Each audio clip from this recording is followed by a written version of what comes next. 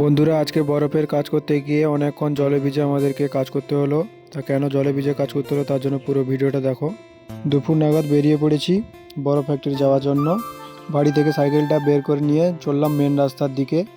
Main রাস্তায় উঠে কিছুক্ষণ সাইকেল চালিয়ে পৌঁছে গেলাম আমাদের ফ্যাক্টরির রাস্তাতে। এই যে আমাদের ফ্যাক্টরির রাস্তায় খুব রোদ ছিল আজকে, ধীরে ধীরে গরমও পড়ে যাচ্ছে।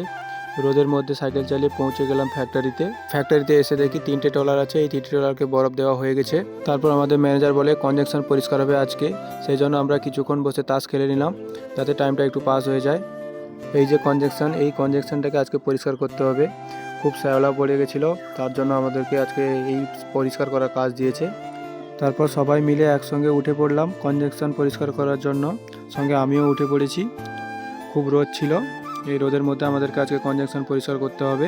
তারপর তাড়াতাড়ি করে রোদের মধ্যে কাজটি আমরা শেষ করলাম।